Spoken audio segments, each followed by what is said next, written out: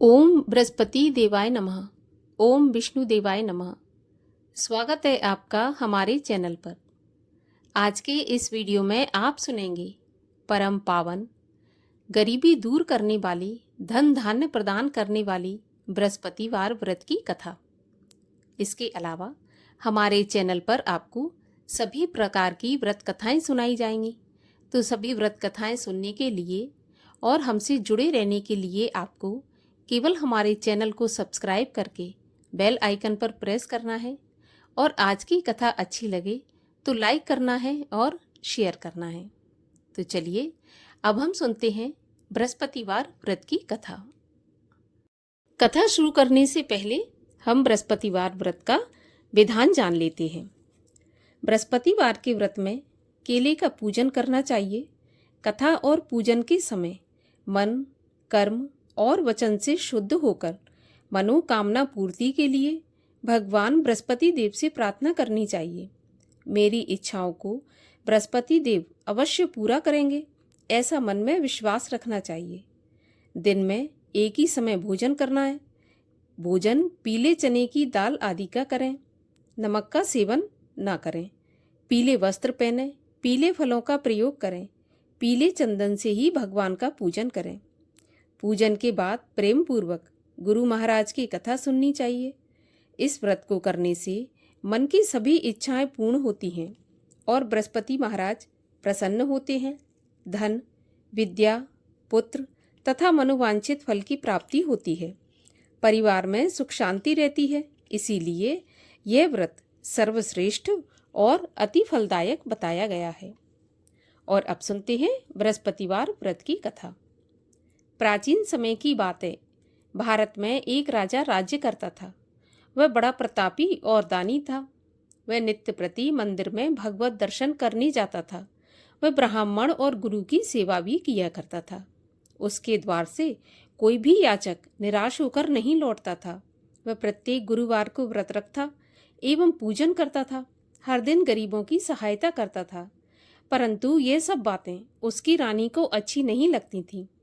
वह न व्रत करती, न किसी को एक भी पैसा दान में देती थी और राजा से भी ऐसा करने को मना किया करती थी।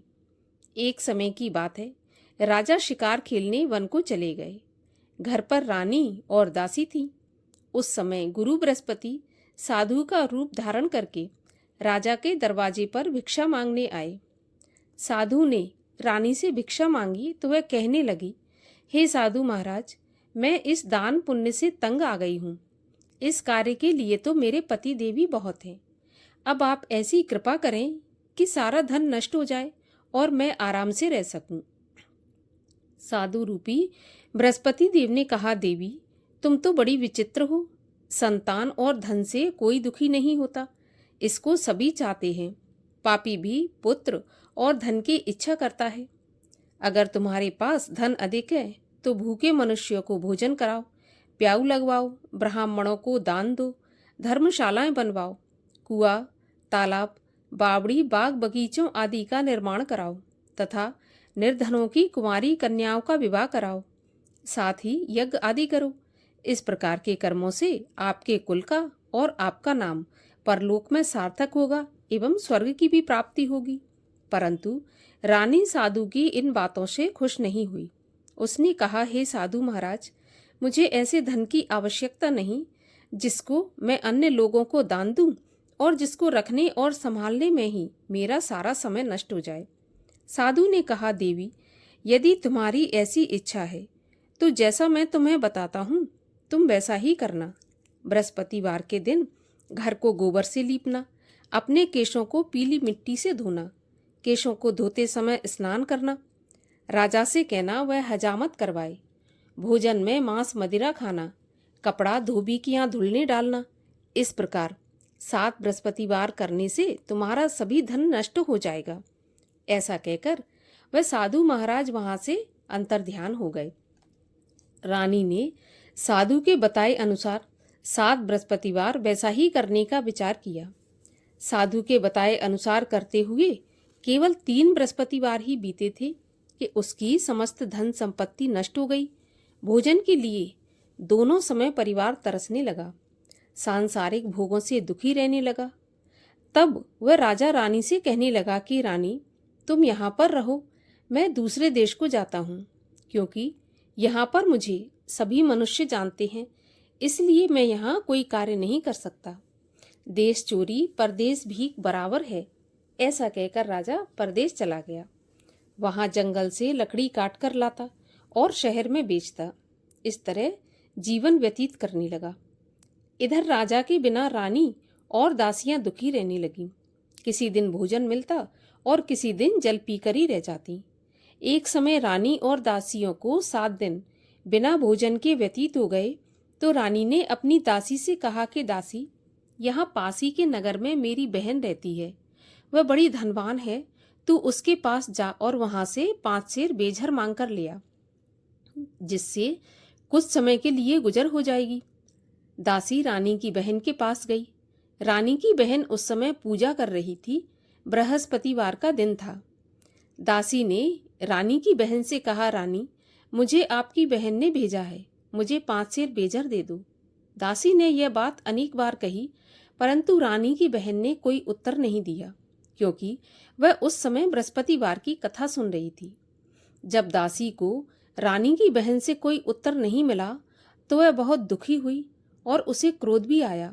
वह लौटकर रानी से बोली, रानी, आपकी बहन बहुत ही धनी स्त्री है, छोटे लोगों से बात भी नहीं करती। मैंने उससे कहा तो उसने कोई उत्तर नहीं दिया। मैं वापस चली आई। तब रानी बोली, दासी, इसमें उसका कोई दोष नहीं है। जब बुरे दिन आते हैं तब कोई सहारा नहीं देता। अच्छे बुरे का पता विपत्ति में ही लगता है। जो ईश्वर की इच्छा होगी वही होगा। यह सब तो हमारे भाग्य का दोष है। उधर रानी की बहन ने सोचा कि मेरी बहन की दासी आई थी, परंतु मैं उससे नहीं बोली, इससे वह बहुत दुखी हुई होगी। कथा सुन और विष्णु भगवान का पूजन समाप्त कर वह अपनी बहन के घर आई और कहने लगी, बहन, मैं बृहस्पतिवार का व्रत कर रही थी, तुम्हारी दासी गई, परंतु जब तक कथा होती है तब तक ना उठते हैं और ना बोलते हैं, इसलिए मैं नहीं बोली।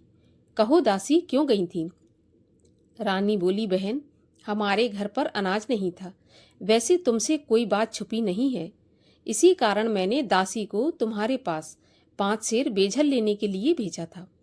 रानी की बहन बोली, बहन देखो, बृहस्पति भगवान सबकी मनोकामना पूरी करते हैं। देखो, शायद तुम्हारे घर में अनाज रखा हो। यह सुनकर दासी घर के अंदर गई तो वहां उसे एक घड़ा बेझर का भरा मिल गया। उसे बड़ी हैरानी हुई, क्योंकि उसने एक एक बर्तन पहले ही देख लिया था। उसने बाहर आकर रानी को बताया। दासी अपनी रानी से कहने लगी कि रानी जी, देखो, वैसे जब हमको अन्न नहीं मिलता तो हम रोजी व्रत करते हैं। अगर इनसे व्रत की विधि और कथा पूछ ली जाए तो उसे हम भी किया करेंगे। दासी के कहने पर रानी ने अपनी बहन से बृहस्पतिवार व्रत के बारे में पूछा। उसकी बहन ने बताया, बृहस्पतिवार के व्रत में चने की दाल और मुनक्का से विष्णु भगवान का केले की जड़ में पूजन करें तथा घी का दीपक जलाएं, पीला भोजन करें, कथा सुनें। इस प्रकार करने से गुरु भगवान प्रसन्न होते हैं, अन्न पुत्र धन देते हैं और मनोकामना पूरी करते हैं। व्रत और पूजन की विधि बताकर रानी की बहन अपने घर लौट गई। रानी और दासी दोनों ने निश्चय किया कि बृहस्पति भगवान का पूजन जरूर करेंगे। 7 दिन बाद जब बृहस्पतिवार आया तो उन्होंने व्रत रखा। घुड़साल में जाकर चना और गुड़ बीन लाईं तथा उसकी दाल से केले की जड़ तथा विष्णु भगवान का पूजन किया। अब भोजन पीला कहाँ से आए? तो दोनों बड़ी दुखी हुईं, परंतु उन्होंने व्रत किया था, इस कारण बृहस्पति भगवान प्रसन्न थे। एक साधारण व्यक्ति के रूप में वे 2 थालों में सुंदर पीला भोजन लेकर आए और दासी को देकर बोले, दासी, यह भोजन तुम्हारे और रानी के लिए है, तुम दोनों भोजन करना। दासी भोजन पाकर बड़ी प्रसन्न हुई और रानी से बोली, रानी जी, भोजन कर लो। रानी को भोजन आने के बारे में कुछ पता नहीं था, इसलिए वह दासी से बोली, जा तू ही भोजन कर, क्योंकि तू हमारी व्यर्थ में हंसी उड़ाती है। दासी बोली, एक व्यक्ति भोजन दे गया है तो रानी कहने लगी, वह भोजन तेरे लिए ही दे गया है, तू ही भोजन कर। दासी ने कहा, वह व्यक्ति हम दोनों के लिए 2 थालों में भोजन देकर गया है, इसलिए मैं और आप दोनों ही एक साथ भोजन करेंगे। दोनों ने गुरु भगवान को नमस्कार करके भोजन प्रारंभ किया। उसके बाद से वे प्रत्येक बृहस्पतिवार को गुरु भगवान का व्रत और पूजन करने लगी। बृहस्पति भगवान की कृपा से उनके पास धन हो गया, परंतु रानी फिर पहले की तरह आलस करने लगी। तब दासी बोली, देखो रानी, तुम पहले भी इस प्रकार आलस करती थी, तुम्हें धन के रखने में कष्ट होता था, इसी कारण सारा धन नष्ट हो गया। अब गुरु भगवान की कृपा से धन मिला है तो फिर तुम्हें आलस होता है। बड़ी मुसीबतों के बाद हमने यह धन पाया है, इसलिए हमें दान पुण्य करना चाहिए तथा भूखे मनुष्यों को भोजन कराओ, प्याऊ लगवाओ, ब्राह्मणों को दान दो, कुआं, तालाब, बावड़ी आदि का निर्माण कराओ, मंदिर, पाठशाला बनवाकर दान दो, कुंवारी कन्याओं का विवाह कराओ, धन को शुभ कार्यों में खर्च करो, जिससे तुम्हारे कुल का यश बढ़े तथा स्वर्ग प्राप्त हो और पितृ प्रसन्न हो। दासी की बात मानकर रानी ने इसी प्रकार के कर्म करने प्रारंभ किए। अब तो उसका काफी यश फैलने लगा। एक दिन रानी और दासी आपस में विचार करने लगीं कि न जाने राजा किस दशा में होंगे, उनकी कोई खोज खबर नहीं है।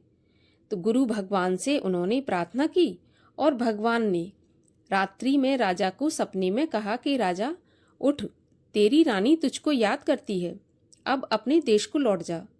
राजा प्रातःकाल उठा।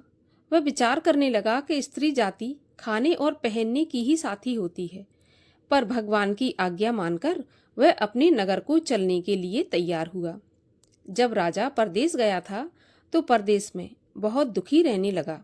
प्रतिदिन जंगल से लकड़ी बीन कर लाता, उसे शहर में बेचकर अपने दुखी जीवन को बड़ी कठिनता से व्यतीत करता था।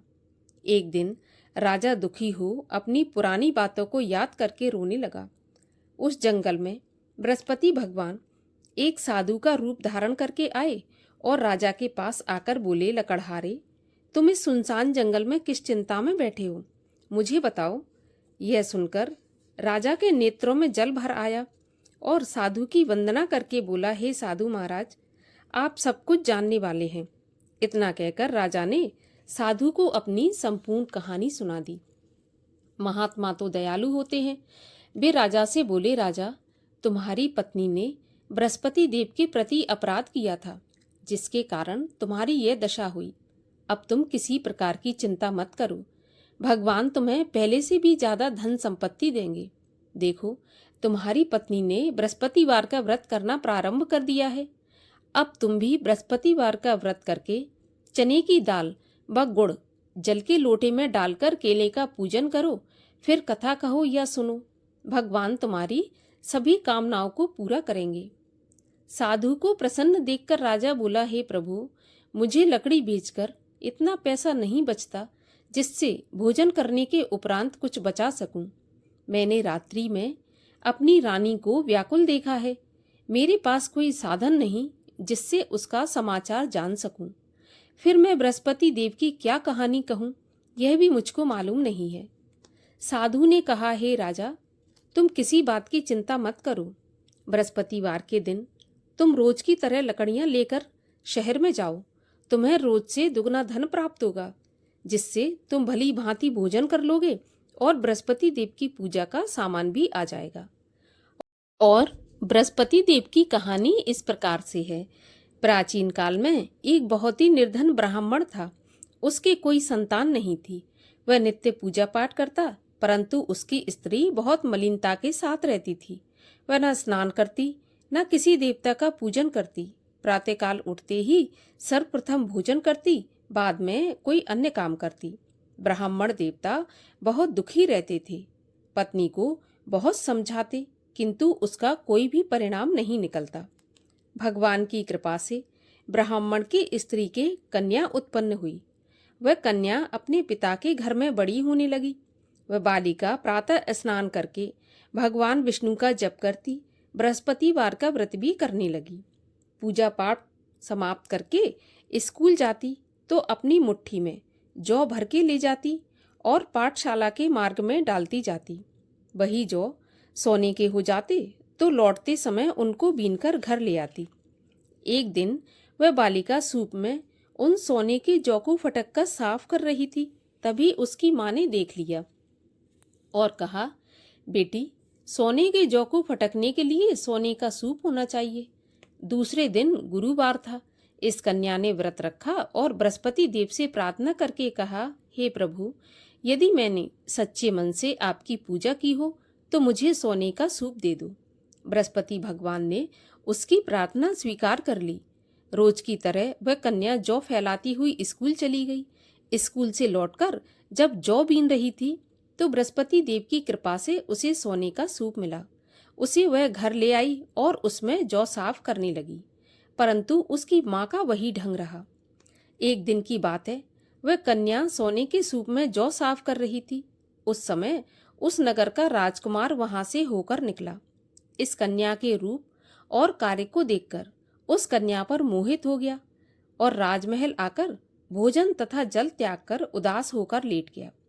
राजा को जब राजकुमार के द्वारा अन्न जल त्यागने का समाचार ज्ञात हुआ तो अपने मंत्रियों के साथ अपने पुत्र के पास गए और बोले, हे बेटा, तुम्हें किस बात का कष्ट है? किसी ने अपमान किया है अथवा कोई और कारण है?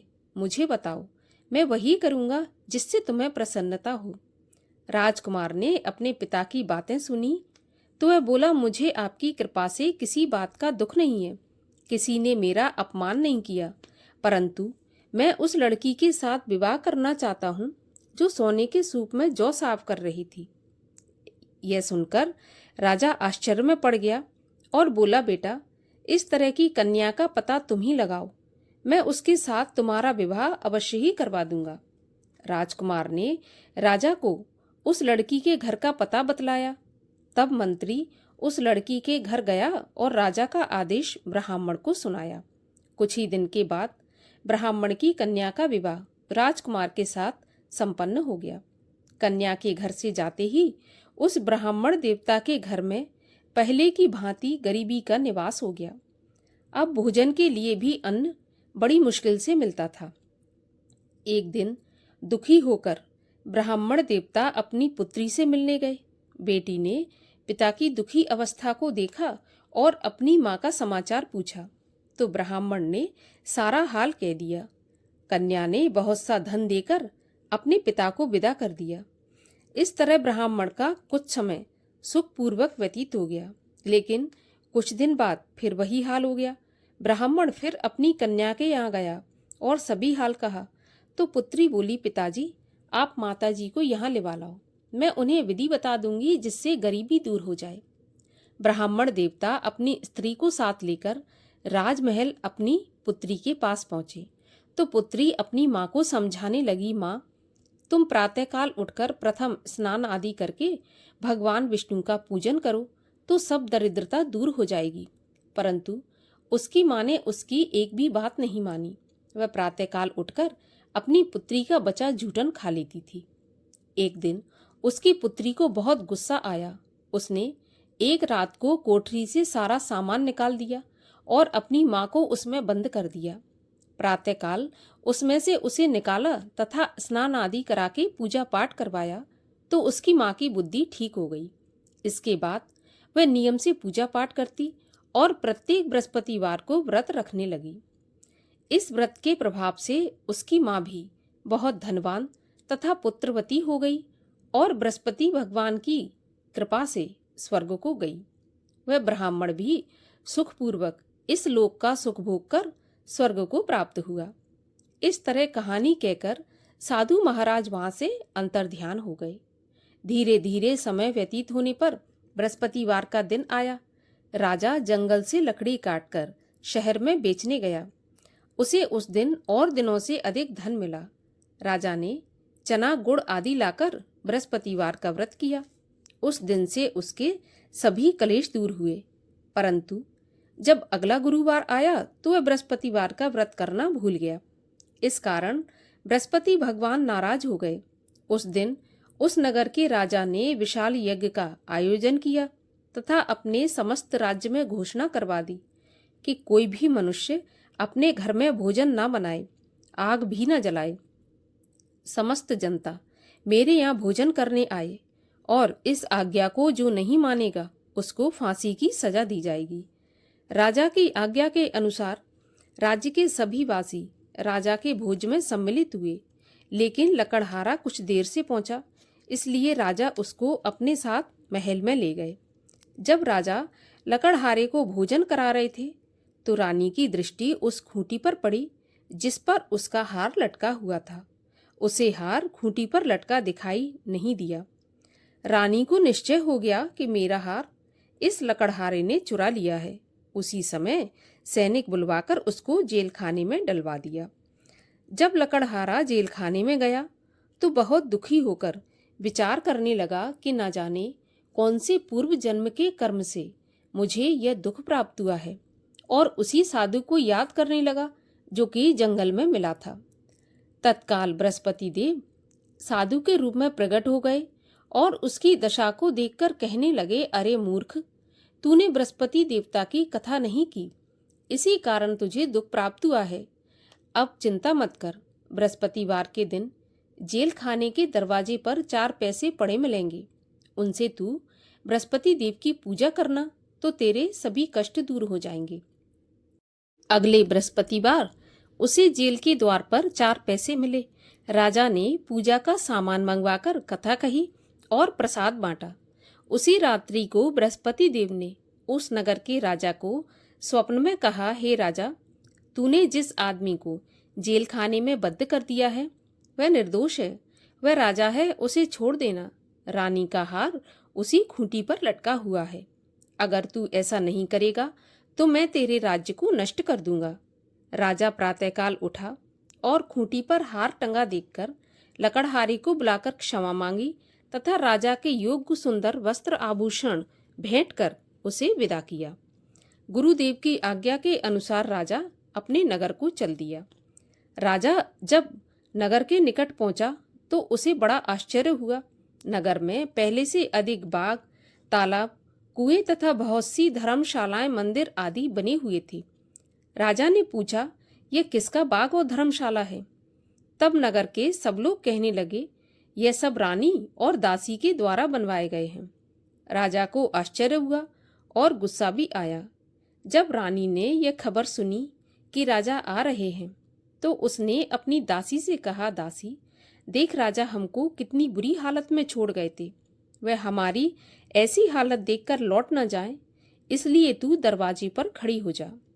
रानी की आज्ञा के अनुसार दासी दरवाजे पर खड़ी हो गई। जब राजा आए तो उन्हें अपने साथ महल में लिवा लाई।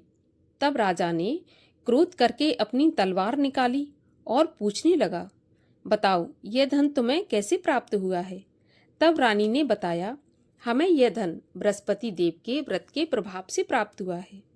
तब राजा ने निश्चय किया कि 7 रोज बाद तो सभी बृहस्पति देव का पूजन करते हैं, परंतु मैं दिन में 3 बार कथा कहा करूंगा तथा रोज व्रत किया करूंगा। अब हर समय राजा के दुपट्टे में चने की दाल बंधी रहती तथा दिन में 3 बार कथा कहता। एक दिन राजा ने विचार किया कि चलो अपनी बहन के यहाँ हो आऊं। इस तरह निश्चय कर राजा घोड़े पर सवार हो अपनी बहन के यहाँ चल दिया। मार्ग में उसने देखा कुछ आदमी एक मुर्दे को लेकर जा रहे हैं। उन्हें रोककर राजा कहने लगा, अरे भाइयों, मेरी बृहस्पति देव की कथा सुन लो। वे बोले, लो, हमारा तो आदमी मर गया, इसको अपनी कथा की पड़ी है। परंतु कुछ आदमी बोले, अच्छा कहो, हम तुम्हारी कथा सुन लेंगे। राजा ने दाल निकाली और कथा कहनी शुरू कर दी। जब कथा आधी हुई थी तो मुर्दा हिलने लगा और जब कथा समाप्त हुई तो राम राम करके वह मुर्दा उठकर खड़ा हो गया। राजा आगे चलने लगा। उसे चलते चलते शाम हो गई। आगे मार्ग में उसे एक किसान खेत में हल चलाता मिला। राजा उससे बोला, अरे भैया, तुम मेरी बृहस्पतिवार की कथा सुन लो। किसान बोला, जब तक मैं तेरी कथा सुनूंगा तब तक 4 हरैया जोत लूंगा। जा अपनी कथा किसी और को सुनाना। राजा आगे चलने लगा। राजा के हटते ही बैल पछाड़ खाकर गिर गए तथा किसान के पेट में बहुत जोर से दर्द होने लगा। उसी समय किसान की पत्नी रोटी लेकर आई। उसने जब यह देखा तो अपने पुत्र से सारा हाल पूछा और बेटे ने सभी हाल बता दिया। बुढ़िया दौड़ी दौड़ी उस घुड़सवार के पास गई और उससे बोली, मैं तेरी कथा सुनूंगी, तू अपनी कथा मेरे खेत पे चलकर ही कहना। राजा ने लौटकर बुढ़िया के खेत पर जाकर कथा कही, जिसके सुनते ही बैल खड़े हो गए तथा किसान के पेट का दर्द भी बंद हो गया। राजा अपनी बहन के घर पहुंच गया। बहन ने भाई की खूब मेहमानी की। दूसरे दिन प्रातःकाल राजा जगा तो वह देखने लगा कि सब लोग भोजन कर रहे हैं। राजा ने अपनी बहन से पूछा, ऐसा कोई मनुष्य है जिसने भोजन नहीं किया हो, जो मेरी बृहस्पतिवार की कथा सुन ले? तो बहन बोली, भैया यह देश ऐसा ही है, पहले यहाँ के लोग भोजन करते हैं, बाद में अन्य काम करते हैं। अगर कोई पड़ोस में हो तो मैं देखकर आती हूँ।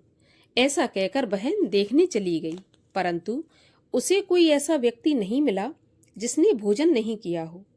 अतः वह एक कुम्हार के घर गई जिसका लड़का बीमार था।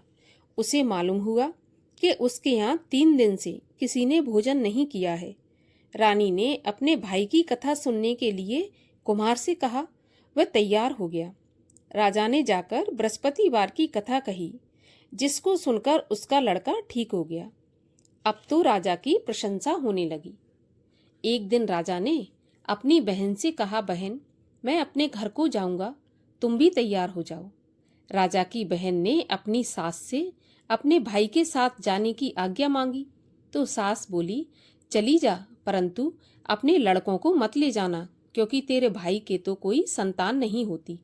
बहन ने अपने भैया से कहा, भैया मैं तो चलूंगी, परंतु कोई बालक नहीं जाएगा। राजा और बोला, जब कोई बालक नहीं चलेगा तो तुम क्या करोगी? बड़े दुखी मन से राजा अपने नगर को लौट आया।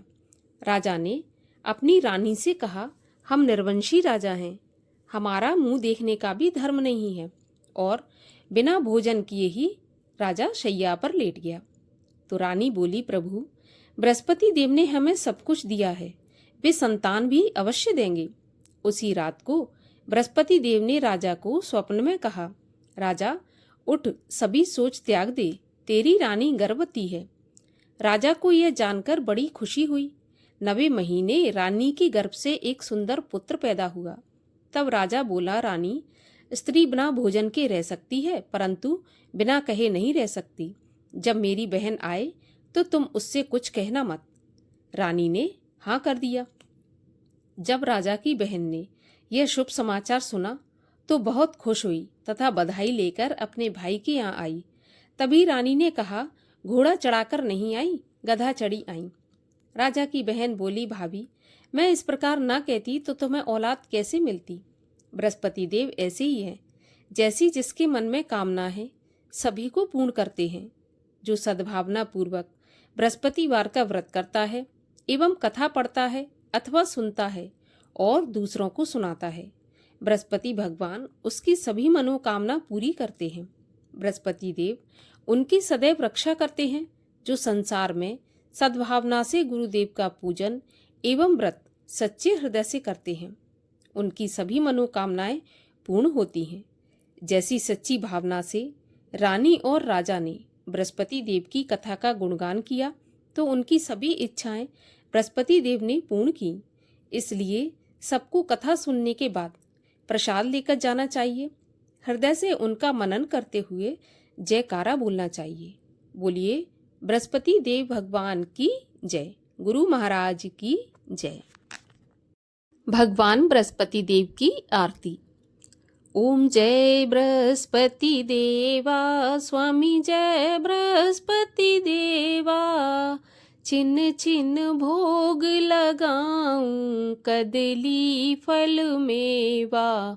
ओम जय बृहस्पति देवा, तुम पूरन परमात्मा, तुम अंतर्यामी। जगत पिता जगदीश्वर, तुम सबके स्वामी। ओम जय बृहस्पति देवा, चरणामृत निज निर्मल, सब पातक हरता, सकल मनोरथ दायक, कृपा करो भरता। ओम जय बृहस्पति देवा, तन मन धन अर्पण कर, जो जन शरण पड़े, प्रभु प्रकट तब हो कर, आकर द्वार खड़े। ओम जय बृहस्पति देवा, दीन दयाल दया निधि, भक्तन हितकारी, पाप दोष सब हरता, भव बंधन हारी। ओम जय बृहस्पति देवा, सकल मनोरथ दायक, सब संशय हारो, विषय विकार मिटाओ, संतन सुखकारी। ओम जय बृहस्पति देवा, जो कोई आरती प्रभु की, प्रेम सहित गावे, जेठानंद आनंद कर, सो निश्चय पावे। ओम जय बृहस्पति देवा। बोलो विष्णु भगवान की जय, बृहस्पति देव भगवान की जय।